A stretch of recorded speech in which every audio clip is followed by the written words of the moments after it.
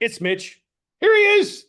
There he is. You've got a better backdrop than I have. I mean, I got a old John Denver album. I've got some type of a fireplace. I don't know what's happening. You must be a film producer. I love your John Denver stuff. The hat is that's a terrific hat. Oh yeah, I got one for my daughter, and she wears it all the time too. So I'm proud as punch. Proud as punch. This is fantastic. Okay, so if people don't know about what's going on, this is like good news, right? But let's think about it. This is your fifth episode for TV original, and let's think about this. It's a 3 hour film with no music, no audio except for what the surroundings are. Is this a fad? Is this a new thing? Well, yeah, 3 hours, no narration, no music, no host, no, when if you sort of lay that out as a program, people, I mean, they're asleep before you get to the end of the sentence.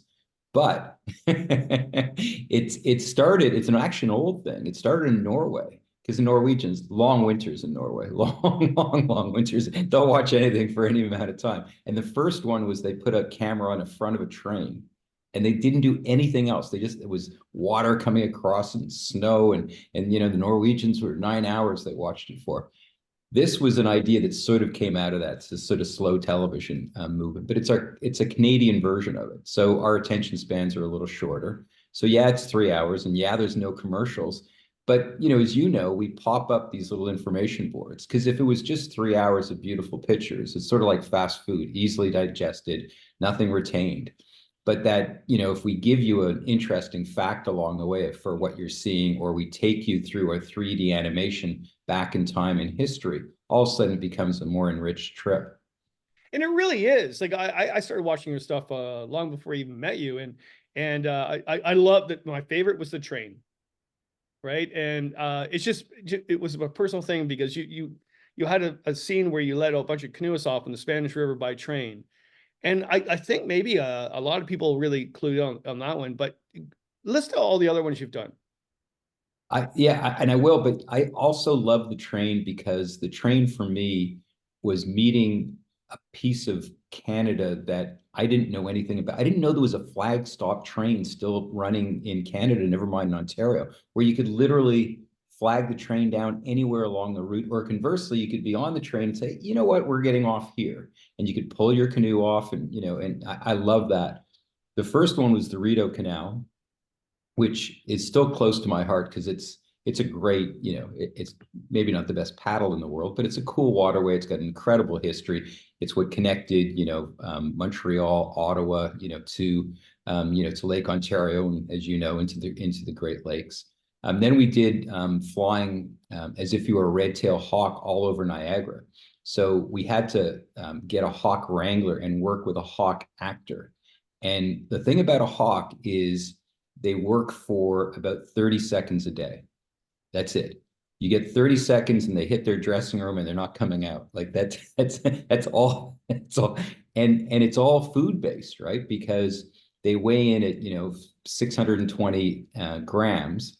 They do one little flight, they get back on the scale, and if they're too much underweight, that's it for the day. That they go because they have to be fed, and once they're fed, they're not interested in food again, so they're not going to fly again for you from point to point. Then we did the Bruce, which was cool because it was underwater, and we did 5 wrecks. I think there's more wrecks around. I forget the number, but it's just I know there's 10,000 in the Great Lakes, and I mean many of them are in Georgian Bay because that was a huge shipping channel with full of shoals. And we went underwater and saw 5 different wrecks, and that was terrific. And then we did the train, which I think like you, it's still my favorite. That's fantastic. I've it's a whiskey fireside chat, by the way. I've got something I don't have a clue. Black, no Blad Knock. It was given as a gift. That looks sizable, or is it just because it's really close to the camera? Oh. Oh no, not No, but let me see. Let me see. You know what the best whiskey is? Well, the free whiskey. Free whiskey. Yeah. Yeah. I got this thing going at all of my shows I do in the spring where people randomly give me whiskey. And Really? I got a bourbon from some guy that I don't even know at the Canoe show, and I brought it home. It was great. I haven't tried it yet, but I went and looked it up. It's freaking like $150 bottle of bourbon. Like, Wow, see, yeah. that's Well, the best. Free. American. So, all right, so now, those are great. In fact, actually, everybody should go back to watch all those if you haven't watched them. If you can go back to TVO original or even TVO itself or YouTube, they're all on YouTube through They're the. all in, and they're all about to be dropped in 4K, which is only the train, pardon me, is in 4K now, but the other ones are going to be on 4. And it really makes a difference. And I don't say that as a TV snob. I just think that the detail in that kind of footage is really nice. Yeah, well, for what you're filming, it should be viewed. It should be viewed in large theaters with fancy chairs and stuff like that, to be quite honest. But yeah, Recliners. but your latest one, which you filmed last year, which is now out, or going to be out, and it's on the French River. So why the French River? So the French River, if people don't know, it's in Ontario, and you started on Lake Nipissing, at the mouth of the French River, and then you emptied out into Georgian Bay. And what was 110 kilometers? Exactly. Oh, Yeah. really? Okay. Okay. Yeah. Yeah. Yeah. So why the French? Well, because of you. What do you mean, why the French? You and I and John, our director, we talked for quite a while trying to figure out what river in Ontario would be sort of iconic and changing and beautiful.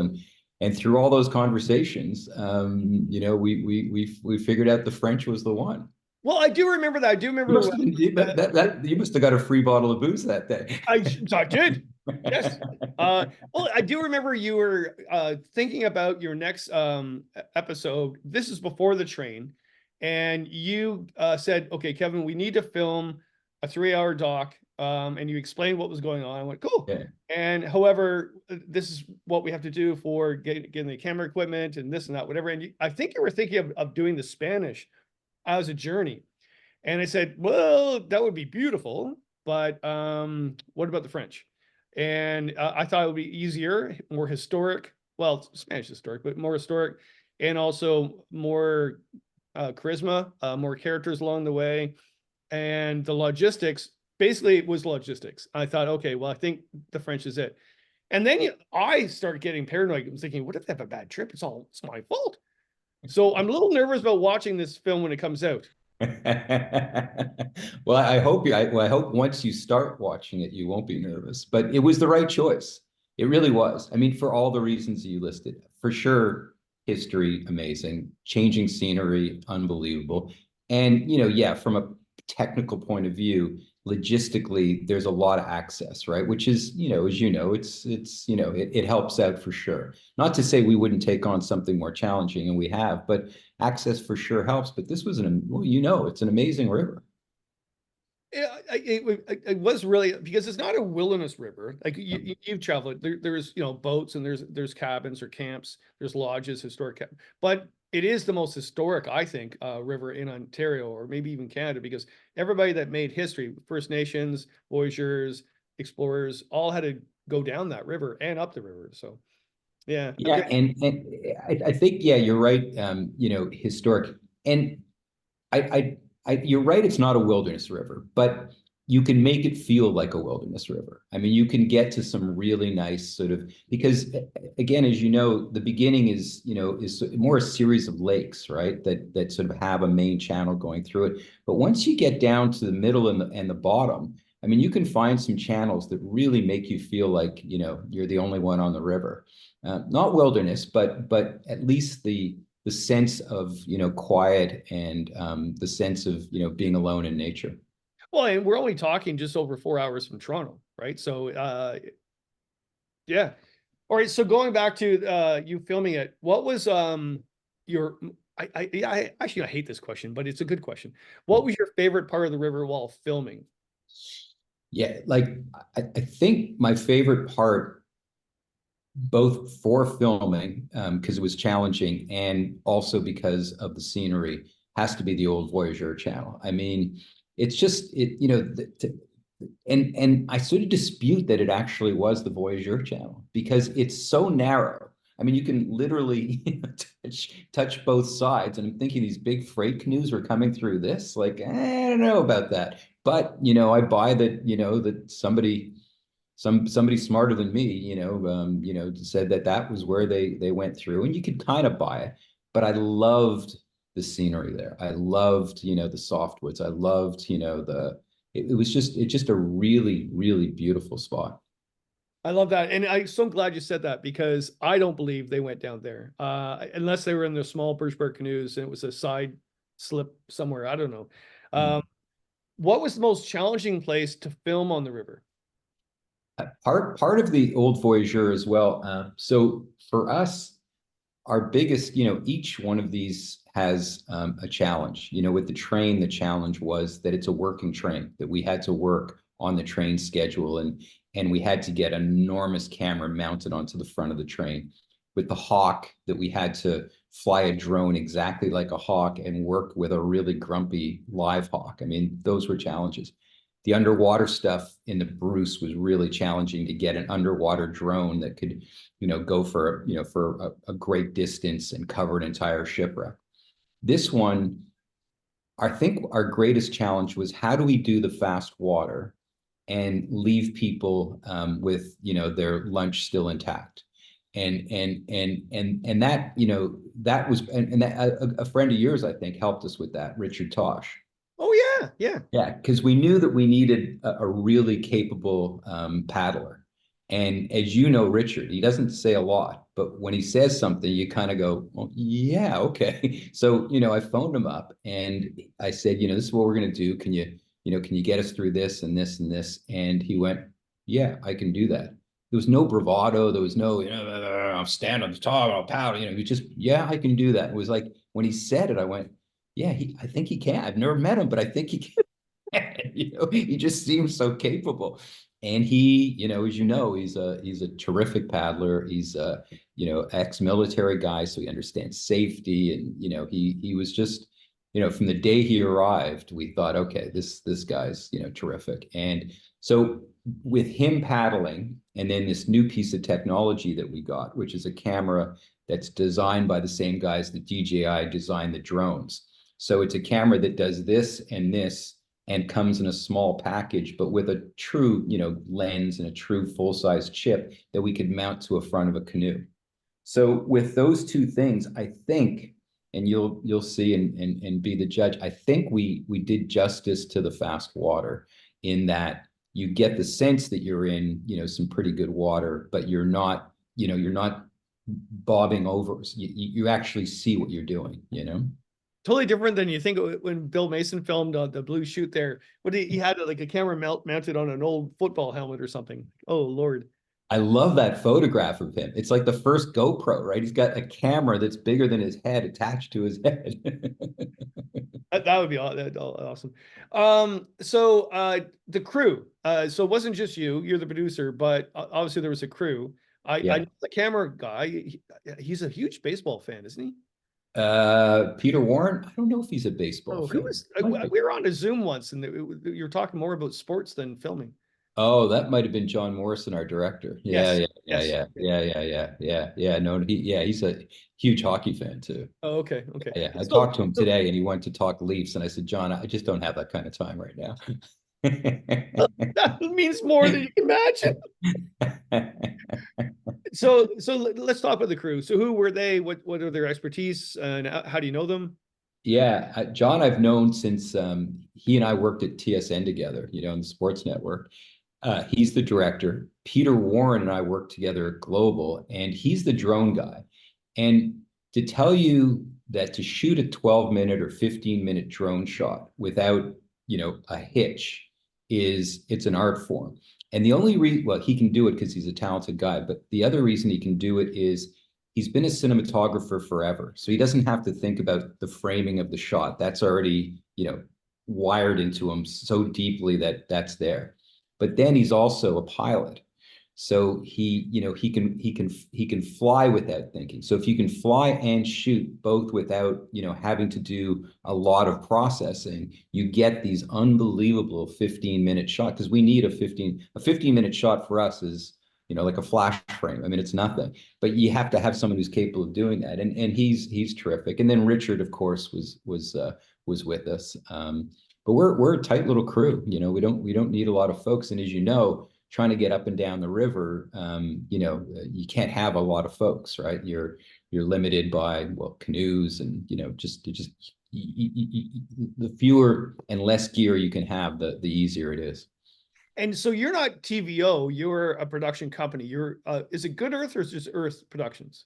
Yeah, Good Earth, which is my and my wife's company that we started 30 something years ago. And we're independent producers. We produce Great Canadian Parks and Great Canadian Rivers. And we've been doing natural history for, 30 years. You have. You have Yeah. you have a huge resume. Hats off to Yeah. you. Yeah. Thank you.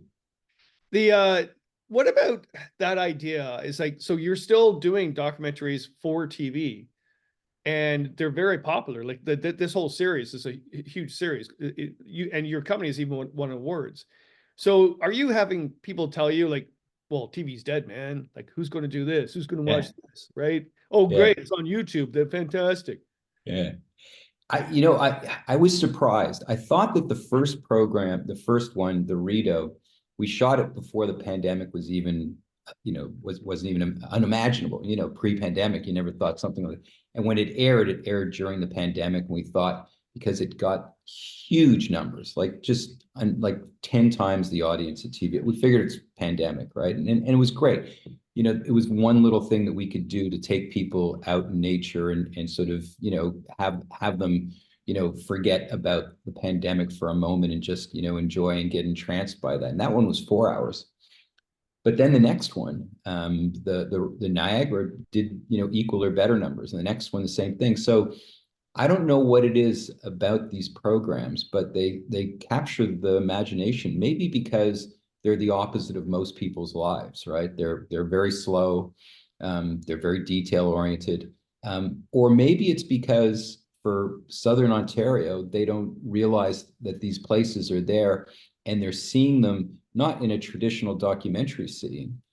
We're putting you in the bow of the canoe, and you get the sense that you're paddling and that you're part of this trip, and you're learning, little, in 7 minutes into the program, you see a beaver, plop up in front of you, and you think, well, that's kind of weird. And it's swimming along, and you're watching it. And the next thing you know, it goes underwater, and then you're going underwater, and you're swimming with the beaver, and you get to a lodge, and you go up in the lodge, and you see two little kits, and you're thinking, wow. And then you're back underwater, and you pop up, and you're paddling again. And then you find out that, kids stay with their mums and, for 2 years, and that, if you're a beaver and you're swimming underwater, you have three eyelids, and, the first eyelid acts as a set of goggles, and it's a transparent, and then you learn that, when making beaver pelts during, the heyday of beaver pelts, that when they were making those hats, they were using a chemical in the factories in London. And, it was causing neurological issues. And that's where, Mad as a Hatter comes from, so, you're getting all these little pieces of information, and you're paddling, and you're looking at a tree, and we'll maybe tell you what kind of tree you're looking at, which is the conversation you'd have anyway. When you, if you're, and when you're paddling, aren't you at, what's that? How did that, I love that kind of stuff. That's why I love what you do too, because it's not just 3 hours of a camera on the mount of a train or a canoe, and that's it. You add more things into it, but it's subliminal. It's not some old man talking. Well, this is the beaver. The And voice of nothing wrong God. with that, but yeah, but it's unique. I really think it is, and you have to watch it. The train. I know a lot of people that watch the train one, and they had memories as well for them of traveling by train, and a lot of people really connected with that. Yeah, so I think you got a hit here, man. Like, because the idea of the French, so many people have done the French, live on the French, have a camp on the French, have a lodge on the French, but also dream of doing the entire French River, right? So you've done that for them. Yeah, well, I mean, we did that because without you picking that river, we wouldn't have gone down the French. But I think that's just it, right? Is that it allows people to, you might say, well, I've actually paddled the French. you know, because it's so immersive, right? That you might get the sense, yeah, you know, I've done the French. Where do you want to go next? You know, I've already done the French. That's awesome. Why the canoe this time? So you had the train, you had the hawk, you had the Rito with what was it? It was a houseboat you were in? No, it was an old mahogany, I think That's 1954 right. runabout. Yeah, yeah. Yeah, yeah. So, I I mean, if love that one actually. That was one of my favorite as well. Yeah. So uh, why the canoe? what what what Canadian doesn't think they could paddle, right? I mean, you know that better than anybody, right? We feel like we're born with a paddle in our hands, right? And a So hockey stick. And a yeah, hockey and a stick. hockey stick, right? Those are the two things we can do: handle a puck and handle a paddle. So I think it was just so. And then again from our early conversations, if you're going to do the French, how are you going to do it, right? And I remember us talking the minutia of like, okay, well, what kind of canoe would it be? And then how fast would the canoe go? And and trying to work out the distances and everything. So I couldn't imagine it in any other kind of craft. And then in talking to you, well, what's it going to be? 15-foot, 16-foot prospect, and we went back and forth and we tried to figure out what makes the most sense. And I think we're accurate to what you would what an experienced paddler would do if they were coming down the French. That was it. I remember talking to you, and after the meeting, I was talking to my partner Christine. I went, they have to use a good canoe. Okay, that's all I'm saying. If it's a Coleman or sports belt, I'm okay with that. But yeah, no, it was good. So you ended up using a 16-foot prospector, and it was cedar canvas, I think. Looking at the teaser, I think it's a cedar canvas. Yeah, Yeah, so it's yeah. almost like Bill Mason was there with you. I think he was somewhere, right? I would wonder what he would think of this, right? I think what he would think of this, because he was a tinkerer too, right? He loved tinkering on gear, outdoor gear. I think he loved tinkering with cameras. I think he would think, you know what, if we can show this, to an audience that would not necessarily ever gets to somewhere like this, it might inspire them, or it might give them a deeper appreciation of the outdoors, and it might do something to make this planet last a little longer. So I think he'd be for it. That's awesome. This is why you're a producer for these amazing films. A couple last questions. One basically is look, I have notes. I have notes. Oh, Oh yeah. Where would you personally go back without a camera and maybe a canoe or whatever? Where would you go back personally just to revisit? from this series or just generally in places I've ever been? Well, I was going to say the French, but let's just throw out anything, like anything. Oh, well, whoa, I might have to have a drink with that with that answer. That's a big question. I've been fortunate, right? Because when we did that park series, we did 65 parks, and we've done like 30 something rivers. I think if somebody said to me, I want you to take me to one place where I will get everything that is great in the Canadian wilderness, where would that be? I thought in all the places I ever went, the Tatshenshini River had everything, because it had gorges, it had fast water, it had flat water, it had glaciers, it had icebergs, it had an ocean. It ended in an ocean. It went through two provinces and a state. The wildlife was just there was no river that I thought captured as many great elements of this country than that one river. Now that was a 2-week trip, so it wasn't sort of a couple of days, but that was. And I've been to more exotic places, but I've never been to one that had all of those elements. Wow, good answer. Good answer. Last question. What's the next adventure? Do you have the episode tagged down now, or you're just thinking? Well, you asked about being an independent production company, right? We're only as good as our last hit, right? So all we're thinking about is this one. And if TVO asked us to do another one, we would be all over that. But we're hoping that this one, gets an audience. It will. It will. Yeah. I I guarantee that. Let me see now. Yeah. Oh my God. Oh, what have I just said? Yeah. So what you're really saying is, you know, what you've done is amazing, but you never know what your next adventure is. But sometimes there's kind of an allurement of that. That's kind of cool about that. You don't know where you're going, but it will happen. And cheers on that, buddy. Yeah. You do is amazing. You think back in the past of all the rivers you've done and that show there, and and this whole series that's going on now. I'm going to sit and watch it. Well, thank you. And I probably told you this when I first met you, but my nephew Oscar, who's a huge outdoors guy, one like your biggest, he just loves your stuff. And when I told him I was going to be on the whiskey chat, he goes, "Come on." No pressure there at all. I should have started with that. Yeah. Yeah. Well, you know, I'm honored for that, and thank him for that. Yeah. Yeah, I've lived an incredible life so far, and just as you, to be quite honest, I think it's good to hang around with people like this because you realize we all have a purpose. Not to say that everybody doesn't have a purpose, but sometimes I'm thinking maybe I'm messed up with my purpose because, like, what have I done in my life?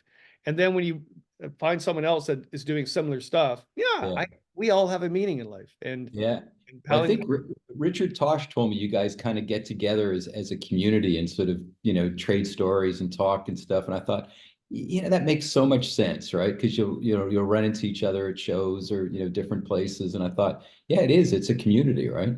yeah, I got him going so big time actually. The quick version of this because we're running out of time, whatever. But I called the Toronto show the Love Fest for YouTubers, and he was there, and I meant it as a compliment, and I wrote a piece on it for Explorer magazine. I thought these people are amazing, but there's some old timers, and you would relate to this for your filming too. Some old timers came up to me and just shunned them, like, who are these young YouTubers? Like YouTubers, and we used to present slideshows and and blah blah blah. I went, yeah, it's just a different technology. Yeah. For example, for you, that's a different realm, like 3 hours of watching going down the French River, right? Well, I Yeah. don't know if that's new. I think that's old that's come back to new. But I said that it's the passion that's the same. Yeah. And he's the real deal, that guy. Like he is the real deal. Like, I watch his stuff and he said to me, should I do this? Should I do that? I go, just do what you are. Like you are exactly that, right? When I watch your stuff and when I've met you, there's no difference. Like some guys are hyperbole, like there's sort of there's the personality and he is. And I said, that will go as far, that will take you way further than anybody else because you're genuine. You are who you are. Yeah, and more than anybody, the audience knows that. Yeah. Uh, Yeah. when I teach, actually, my first day in class is really important because they'll sniff you out big time. They'll know Yeah. exactly if you're BS or not. So Yeah. Yeah. There's a meter there. yeah, yeah, that's kind of cool. Well, cheers to you. Cheers. Yeah. And so it starts what 21st of April, right? Yeah. Yep. 8 And p.m. how can people view it? Well, definitely on TVO. But the cool thing about it is the minute it finishes airing at, I guess, 11:01, it immediately hits their YouTube channel. So then also people across the country can watch it because it's limited to Ontario for broadcast. But after that, yeah. So yeah, and it'll be on. I don't know if it's immediately on 4K. That would be really cool on YouTube, but I don't know that for sure. And where can people find out who you are and your company and things like that? Well, they can follow us on Facebook, Instagram. Just go to Tripping the French River, and yeah, my daughter Hannah's doing all of that. It's like a family affair. Pretty good deal. I just have the You dog work. helping me, and I don't even know what the dog is. Yeah, but you get free booze. That's true. Yes, that's right. Yeah, yeah, yeah, yeah. Well, cheers. Thanks a lot for this, and good luck to the show and also the next one because it's going to happen. It's Okay, well, thanks for having me, and always fun to talk to you, Kevin. Mitch. Thanks. Cheers. Cheers.